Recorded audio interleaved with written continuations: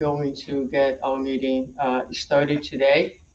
We have a little bit of a different meeting because our speaker is not physically present with us today, but he will join us online shortly. I have the opening reading here from Happy Life, chapter 15. Only wolves fall into wolf traps, teaches the gospel of Jesus. So do not assent to the thorn of humiliation or dishonor when you are hurt or slandered. You are, you are what you cultivate inside and not what you were blamed for. You will not be any better just because you were praised, nor will you be any worse just because you are criticized. Stay true to yourself, honorable and discreet in your quest for inner growth. Okay, so pretty short lesson that says a lot. Um, we will only be affected by things that come our way if we are in the same vibratory level, right? If we are open to receive that. But if we are in a different level of vibration, we can just stay true to ourselves, knowing our intent and what we're doing and being able to. I mean, if you think about that, it would really help us to live much better because so much of our annoyances and comes from the outside and finding, you know, affinity with where we are. So I always remember another page by Andrew Lewis called Rise Above. Always that message, rise above. Try to stay in a higher level of frequency, and your day-to-day life will be a smoother one. So with that, I will ask you to join me in our beginning prayer for today, asking our dear Father to help us all, to bless us in this beautiful, beautiful day and morning, allowing us to be open to the message, help us to understand not only with our minds but with our hearts, and to transform these teachings in powerful tools for our living and our well-being.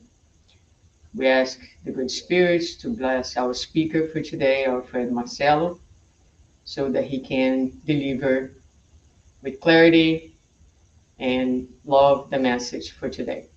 Thank you so much, and so be it. All right, so like I said, a little bit of a different. Okay, hello Marcelo, welcome. Hello, Susanna. Hello, everybody. I can hear everyone. I'm Okay, sorry. so I'm gonna give it to you.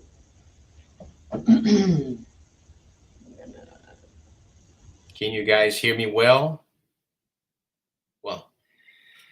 Well, thank you very much for this opportunity to be here. As Susanna mentioned, it's a different format just for today because my wish is to be with you. Yesterday, I was moving a few boxes. I guess most of you already know we're going to have like an event in March 18th and 19th of this year. And I was moving a few boxes, and my back had a little complication, and that's why I have to be like kind of stuck in the chair. I'm gonna go back to the more comfortable position, and that's why I apologize for not being there with you guys. But the topic today is it's something that brings us kind of an attention because most of us look for a different kind of peace. And what exactly is this peace that the Master Jesus, that the Lord proposed to all of us 2,000 years ago? Actually, over 2,000 years ago. Well, uh, the question that I'm going to ask you, it's the question that I frequently ask myself. What is the meaning of peace? But not the peace with a bank account with full of money, a fantastic figure as far as like, you know, six packs or whatever the figure that you think is a fantastic figure in terms of health. But what kind of peace are we looking for? Most of us are inclined to think, for example, if you can do like saying like the opposite of peace would be war. And most of us are very inclined to describe war as the conflicts that we are seeing nowadays. Not only nowadays, like during the course of humanity, we see humans fighting with each other, trying to conquer a small piece of land, some kind of like a possession, and everything is so temporarily. But why we still struggling, trying to to develop this kind of not develop to engage in this kind of behavior in war? Well, this is usually what we think as the opposite of peace. But the truth of the matter is that war can start between like two people inside of a family cell. We see like examples of fights, huge fights taking place in homes.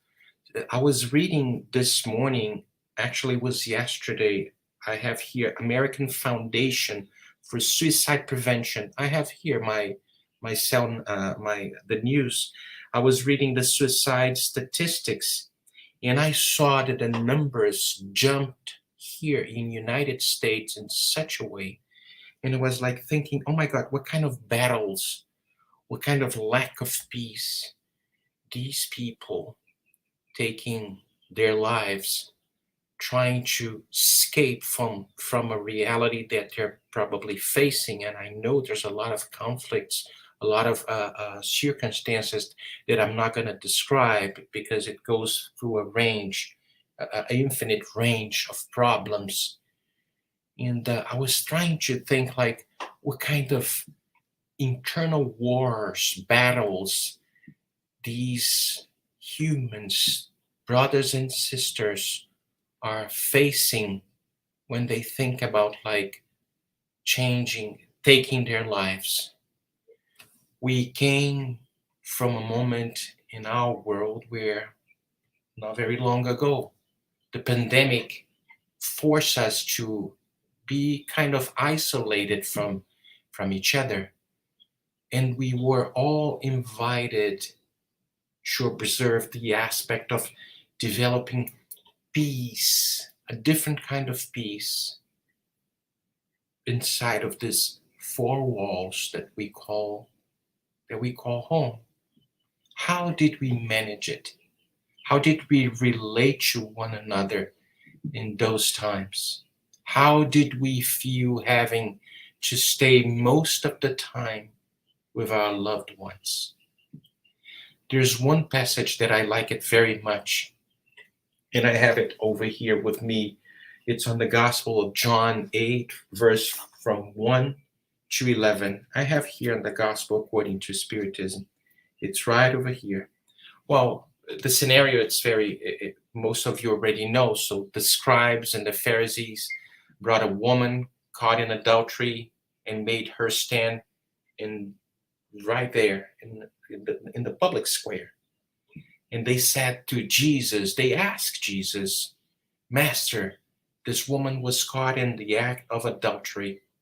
In the law of Moses, we have to stone her. What do you say? We can imagine the scene because many movies we saw this scene. The woman there, Jesus, the Pharisees, everybody pointing fingers, and it's very dramatic.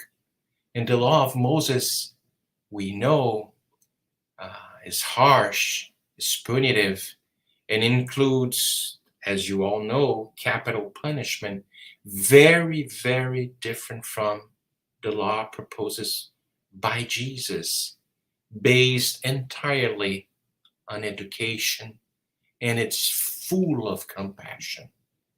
So while the Mosaic law meant to impose kind of a discipline, that woman to discipline the humanity, and of course displaying like the primitive customs prescribing the stoning to that woman, Jesus proposed eradicating the fault, eradicating the wrong in a complete different way. He bent down, wrote on the ground with his finger. Nobody knows what he wrote, but maybe he was thinking when someone errs, it's time to be quiet, because he didn't say a word at that specific moment. He would say something later, to keep our thoughts to ourselves. Jesus said nothing on the first minute. Instead, he bends down, suggesting perhaps kind of introspection, self assessment. These are not my words. I brought these thoughts from a very interesting book by one of the speakers that we are going to have in March 1819, Alberto Almeida. And he has a book called A Way to Forgiveness, and The Way to Forgiveness and the Forgiveness as a Way, something like that. So it's already translated. So Jesus, his fingers does not point to anyone in accusation. It points to the planet. This is what Alberto brings to us. Alberto Almeida, this doctor, brings to us. This is his analyses, and I'm copying what I wrote. I read from his book. So this leads us to realize, as Alberto Almeida mentioned, that the error belongs to us who live in this planet, those who are presently partaking in the betterment or not of a world in transition. And maybe we can see him like riding on the ground. Maybe he was, this is just, of course, a pure imagination. This is an exercise of imagination, what Jesus was riding on the dirt, over there. Perhaps he was riding meekness, indulgence, mercy, tolerance, forgiveness, a call to the light comprising all of us. But since they continue to question the Pharisees, and then he stood up and replied what most of you already know. Let him among you who is without sin cast the first stone at her. Jesus knew that the emotional contact of her accusers was filled with guilt, which in defense they projected onto that woman, the depository of the pain of each one of them. Alberto keeps saying like the persistence of her judges showed how inwardly disturbed they were, because what moves brothers and sisters, hurts us most, often speaks of the pain overflowing from within our souls. One cannot be at peace like that. The peace Jesus left us with can be understood at times, and even in our days, as taking a step back, putting our fingers that points to others and enrages and promotes war, even between the two souls. Remember that I mentioned inside of a hole, between like inside of the four walls, and perhaps taking this kind of behavior down, perhaps we take advantages of the situation and sincerely ask ourselves what I am doing that promotes peace. One of the most beautiful passages of the gospel is on Matthew 5, when Jesus brings the Beatitudes, when he brings like, blessed are the meek, for they shall inherit the earth. Blessed are the merciful, for they shall obtain mercy. Blessed are the peacemakers, for they shall be called children of God. Some of you may thinking, why should we not judge or argue or bring up discussions related to all the things I do not agree with? Why should I put my head down and not instigate others to think, feel, and do as I do? Why should I not seek vengeance? I see sometimes, I remember when the 9/11 hit our country, everybody was like destroyed inside. And I see so many billboards, we will never forget. Of course, it's there. We will never forget. But this kind of billboard was inviting us to vengeance. I'm not saying that we have to cross my arms. Forgive me if this is what I am. This is what you understand. Not at all. Of course, we have the means, the ability to see and to look forward to, to, to incarcerate people that are doing something really wrong, of course. But what kind of feeling, what kind of war, what kind of sentiments and emotions we still carry inside of our hearts when we place a billboard like that, we will never forget. Because, my friends, the greatest and most severe court system that can condemn, it's not on, on the systems that we know of judges, lawyers, all these kind of things. The most severe court system that we can face is our own conscience. While we are busy pointing fingers, judging, creating a movement that steers intolerance, antagonism, hatred, rivalry within and outside, we are wasting valuable time working on the betterment of ourselves. You all know, because it's there on the Spirit's book. This is the book that I read constantly. And there's like on question 621, when Allan Kardec asks the good spirits, where is God's law written? Some people might say it's on the Bible. Some might say it's on the Spirit's book. It's on the Bhagavad Gita. It's on the Quran. No, it's in our conscience. This is the answer that the spirits gave us on question 621. And this is perhaps that led St. Augustine to leave us the recipe for developing a peace-filled life. Most of you already know another questions, because this book is fabulous, the Spirit's book. It's based on questions and answers. It's the most important interview with the beyond, I would say that. And one of the questions, 919, that I'm going to read a few portions because I don't know by heart.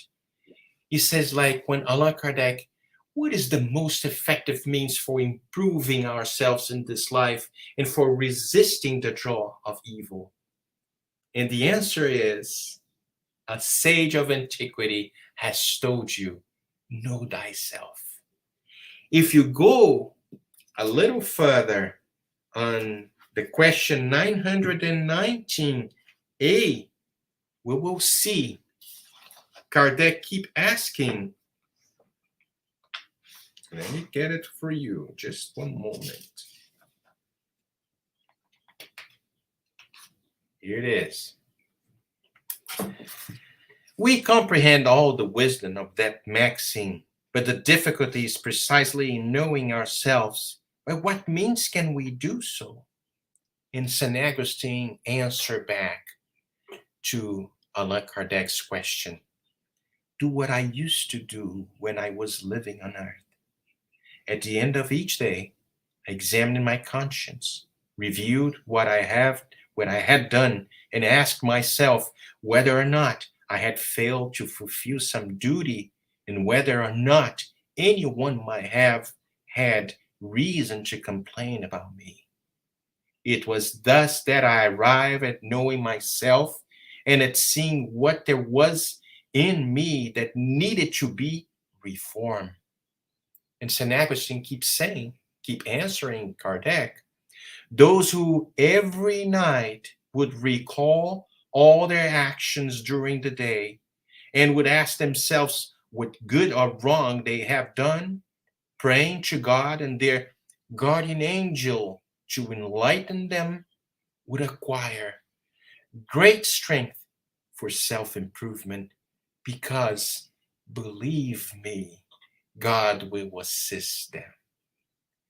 And then we will see there's like always help for us.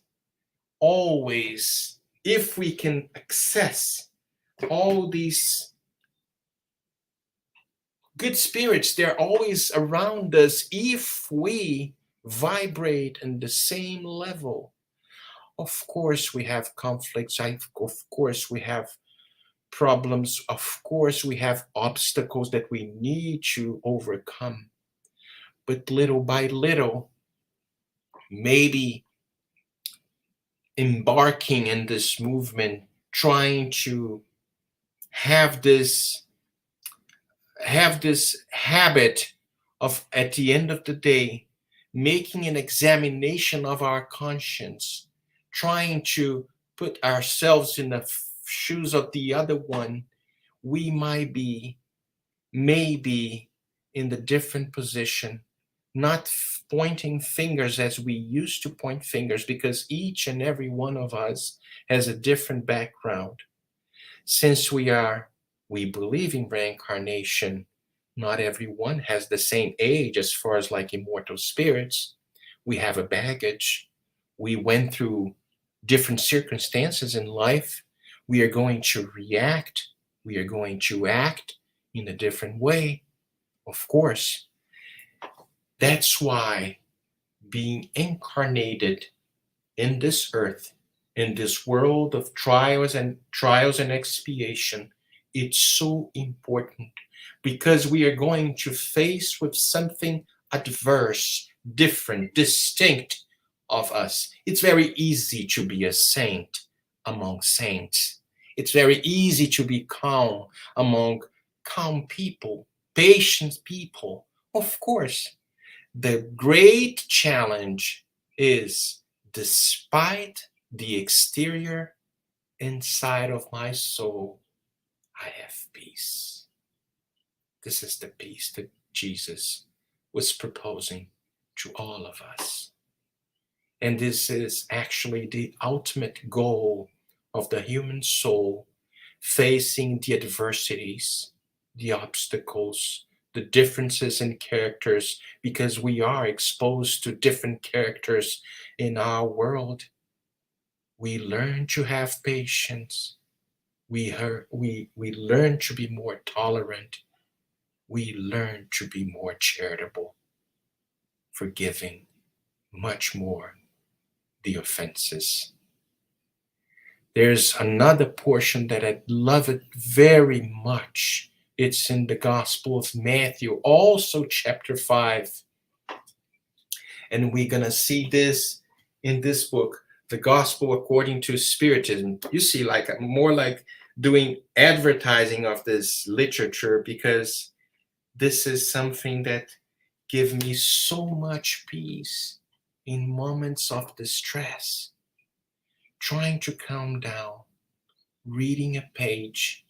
Sometimes the good spirits, I would say most of the time, the good spirits guide us to open the correct page so we can, on the act of reading, we can find the symphony, the affinity of the benevolent spirits, and peace invade us in such a way that sometimes a huge problem, solutions are to be found not outside, within. We are constantly trying, subject to inspiration. But are we open to be inspired? Are we open to listen the voice of our guardian angels? Let's try to make peace within. Let's try to calm down. Let's try to listen sometimes the voices that constantly whispered in our ears, saying, be faithful, be with peace. Jesus is with you. I look like a father from the past. Maybe in my previous incarnation, I was a pastor, I was a father. Who knows? We have so many lives. But it's so nice to talk about these books because actually brings us peace, bring us so much consolation. The Spiritist teachings are a consoling promises because we cannot find the answers if we base and we make our analysis in one lifetime. No, not at all. Blessed are the merciful. Blessed are the one that forgives. And on this passage that I mentioned to you in Matthew 5, when he says, like, be reconciled as quickly as possible with your adversary while you are with him on the way. And it says, like, let me read because I don't know by heart. While you are with him on the way, so that he does not hand you over the judge, and so that the judge does not hand you over to the minister of justice, so that you may not be imprisoned. Verily I say to you that you will not leave there as long as you have not paid the last cent. Is Jesus warning to those who wish to live in peace? The sentence is very clear. It's extremely clear. It is divided maybe into two very distinct movements, if I say. The first movement is reconcile yourself. Let's focus on yourself. Is the part that falls to us, to the degree that we want to pursue the path of peace, of harmony, and even forgiveness. This path is individual. It's non-transferable. It is journeyed, whether our adversary is aware or it not. If our adversaries agree or not, it all depends solely on us, only on us. It is the work of self-reconciliation, of self-love, and it sometimes takes, of course, a long time to build self-forgiveness, the generator of this inner peace. But because we don't have much time, let's try to jump to the second movement when he mentioned, like, reconcile yourself with your adversary. It's not only yourself. Now it's with your adversary. This is when another person whom we feel has offended us. Let's think about rancor, or whom we have offended.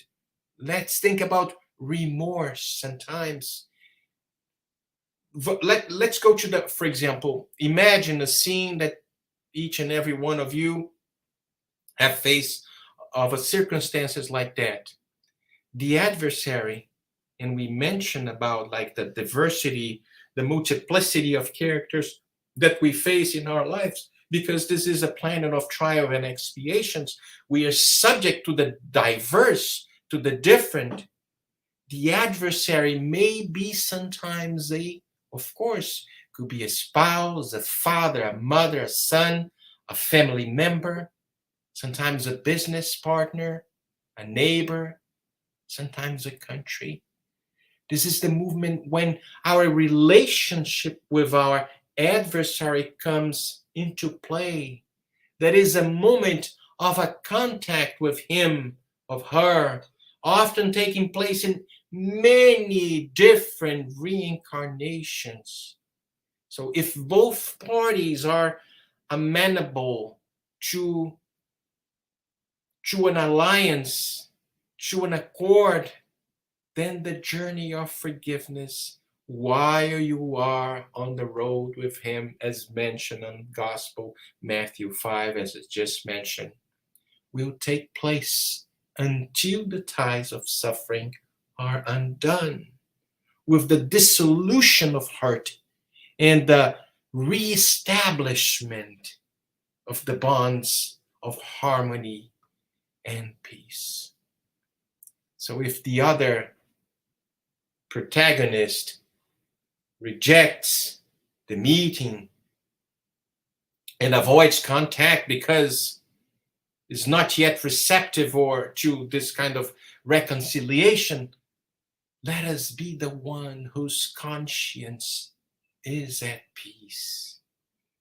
Since after being reconciled with our own self, we dared to go to meet our brothers or sisters to effect forgiveness by seeking the fair solution to the offense. In doing so, the presence of the judge, our conscience, or the officer, the good spirits, will not be needed in the future, nor will be a necessary another prison, as is mentioned in the gospel, a new body, a new life, a new incarnation for the settlement of these disputes that had fallen by the wayside. Let's go back to the public square. 2,000 years ago, our home, our family could be considered the public square of over 2,000 years ago. There are no others pointing a finger at us. Christ is not before us. He's always there, but it's not like physically in front of us. And neither are the scribes and the Pharisees. It's only me, it's only you, alone, with myself, with yourself. That's why when we talk about family, this first school that is offered to us, developing relationships, are so important for us. Going back to the Spirit's book, when the topic brings the family ties in question 775, Allan Kardec asked, what would be the result for society if family ties were relaxed? The answer is precisely that, a magnification of selfishness. A magnification. That's why that specific school that we call home, that we call family, it's so essential to transform and to exercise the potentiality that all of us has in germ.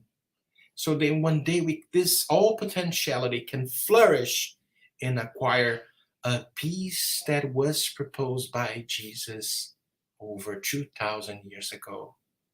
From the book Jesus in the Home, the spirit Neo Lucio tell us that world peace begins under the roof that shelters us.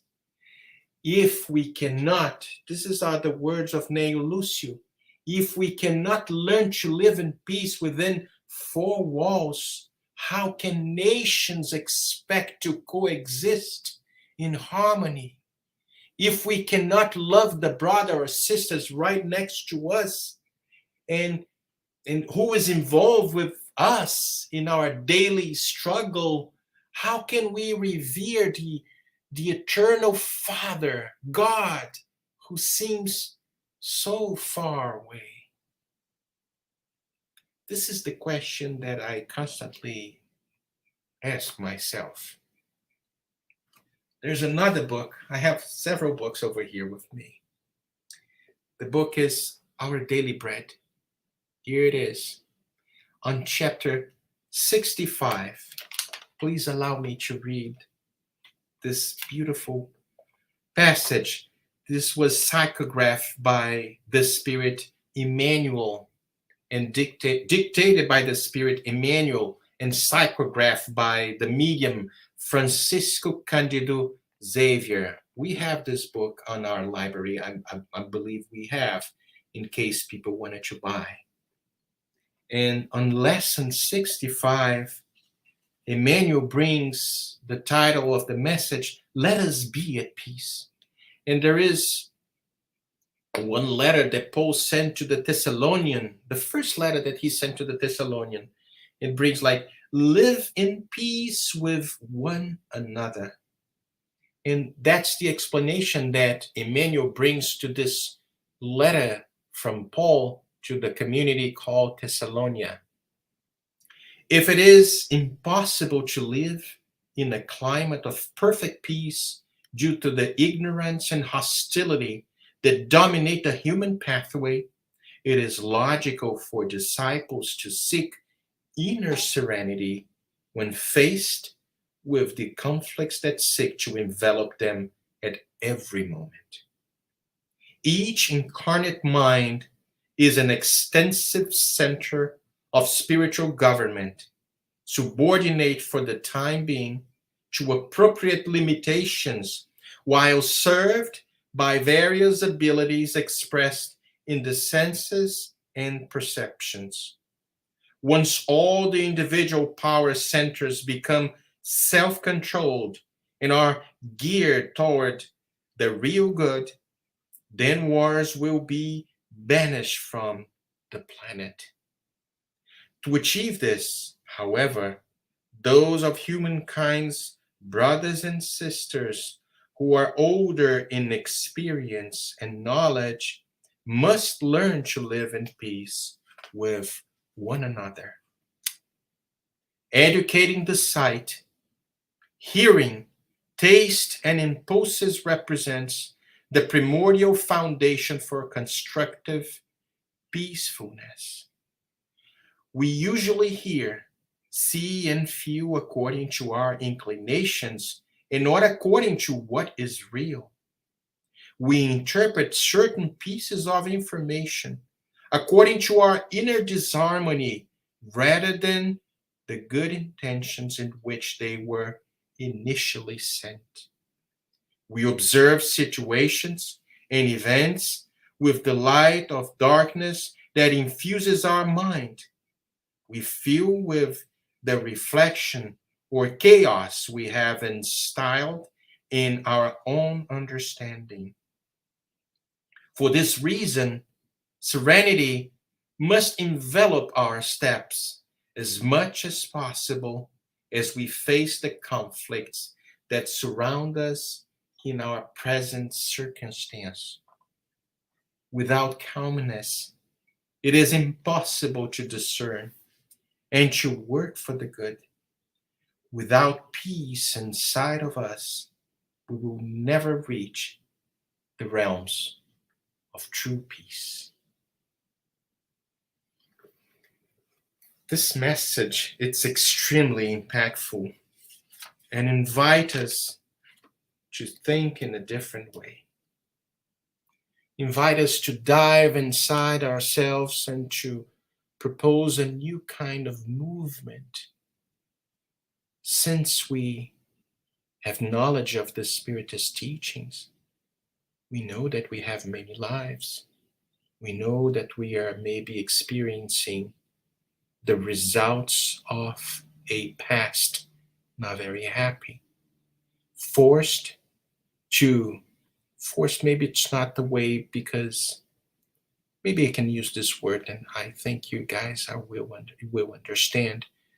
We are imprisoned again, as the Gospel of Matthew mentioned, the reconciliation, why we are on the pathway with our enemies.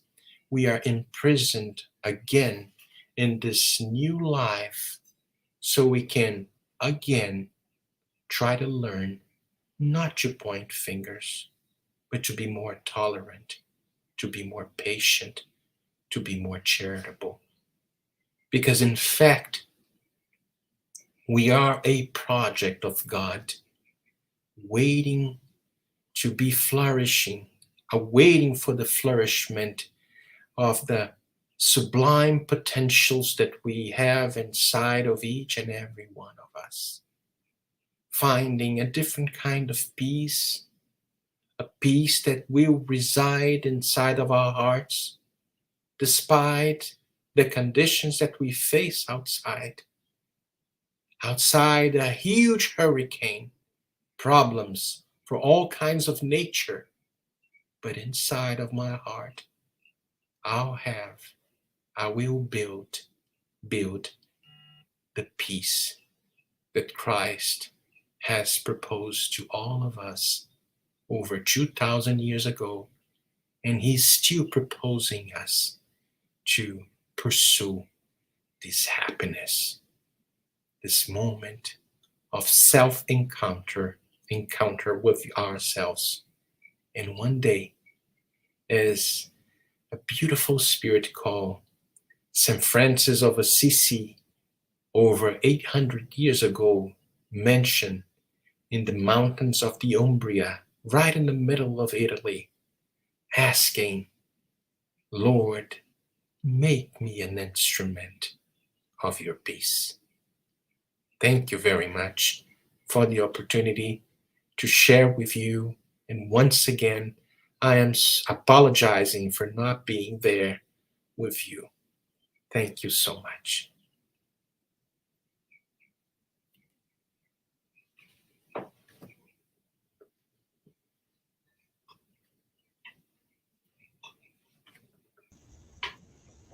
Thank you, Marcelo. Thank you so much for the thoughts and meaningful reflections that you brought to us today. At this time, we are going to end our live streaming, and go to the second part of our meetings, wishing everybody who has followed us thus far or will watch this transmission later on a peaceful day and time. Thank you. Thank you very much.